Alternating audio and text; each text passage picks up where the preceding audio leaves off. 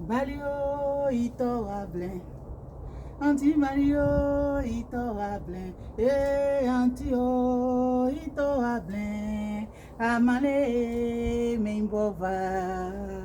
Balio ito wablen, gazon Balio ito wablen, anti o ito wablen, amale membova.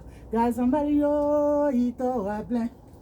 Gakri Balio ito wable, antio ito wable, amale mimbova. Balio ito wable, gazambalile ito wable, antio ito wable, amale mimbova. Alléluia.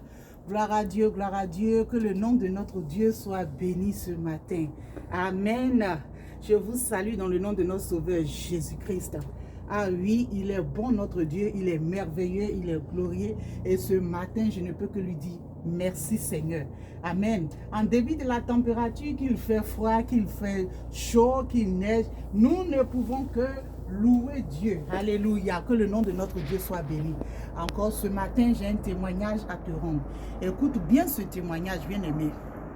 Il arrive souvent dans notre vie que nous voulons certaines choses ou que nous avons arrêté une décision.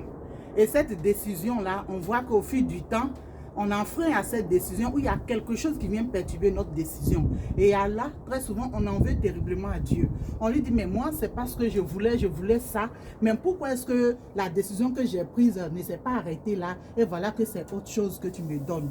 Peut-être que tu veux quelque chose ardemment, un travail peut-être. Tu es un genre d'homme que tu guettes, que tu veux marier. Tu es un genre de femme que tu veux marier. Tu es un nombre d'enfants que tu veux atteindre.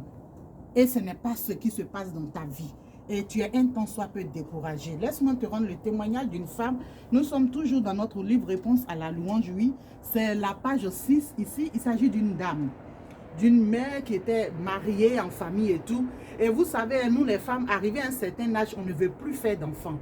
Et cette femme-là, elle avait atteint un âge assez avancé et elle a déjà eu 4 enfants. Elle dit, elle ne veut plus faire d'enfants. Et voilà que subitement, elle est surprise. Oui, elle est surprise de ce qu'elle est encore enceinte. Alors, elle va se lamenter, elle va se plaindre. Son mari et elle, ah mais on a dit qu'on ne voulait plus. On a dit qu'on ne voulait plus. Oui, il peut t'arriver, toi qui m'écoutes ce soir-là, je ne sais pas. Peut-être que tu m'écoutes et puis tu es enceinte, tu t'es dit que non, Seigneur, je ne veux plus avoir d'enfants. C'est bon comme ça, j'ai trop fait des enfants. Mais tu ne sais pas ce que Dieu prépare. Alléluia. Tu ne sais pas ce que Dieu veut faire dans ta vie. Alors cette femme-là, elle va donner naissance à une petite fille. Et par la suite, elle a commencé à bénir Dieu, à louer Dieu de cet enfant que Dieu lui avait donné à un âge avancé. Alors, elle va continuer la vie dans sa famille avec cet enfant-là. Et c'était une fillette, une petite fille, qui à l'âge de 4 ans, la dame va contracter une maladie. Écoutez-moi bien. Elle va contracter une maladie. Et cette maladie-là, c'était le cancer, un cancer dans le bras. Il y a eu des interventions chirurgicales, mais ça n'a rien donné. Est-ce que vous me comprenez? Ça n'a rien donné. Et voilà que pendant qu'elle était un jour dans sa maison, cette femme-là, elle ne pouvait même pas soulever le bras, elle ne pouvait plus s'occuper de sa maison, elle restait tout le temps couchée. C'est les gens au niveau de l'église, de sa communauté qui faisaient les tours souvent, qui venaient à la maison chez elle pour pouvoir l'aider dans le ménage. Et elle était couchée chez elle dans la chambre un matin et sa petite fille de 4 ans, celle qu'elle ne voulait pas, celle qu'elle se plaignait, celle qu'elle disait à Dieu, mais pourquoi tu m'as donné cet enfant, est rentrée dans la chambre. Et elle a dit, mais maman, est-ce que je peux prier pour toi? Et elle, en ce moment-là, pour elle, c'était pour se débarrasser de la petite, de ses caprices et tout. Et elle a dit, oui, vas-y, prie pour moi. Et la petite ici, elle a prononcé une seule prière. Elle a dit, Seigneur Jésus, guéris ma maman. Après cette prière-là, la dame a été guérie. Elle a senti que son bras est devenu léger. Elle a senti qu'elle n'avait plus de douleur dans le bras. Elle a été libérée. Elle a été guérie. Elle a été... Vraiment, le Seigneur s'est glorifié dans sa vie. Je veux te dire ce matin-là, toi qui m'écoutes, il peut arriver une situation dans ta vie que tu ne voulais pas.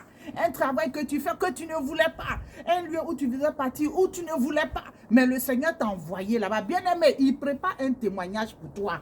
Alors mets-toi à le louer. Figure-toi que quand cette femme ne voulait plus de cette fille, après qu'elle est revenue en elle, qu'elle s'est ressaisie, elle a commencé à louer Dieu.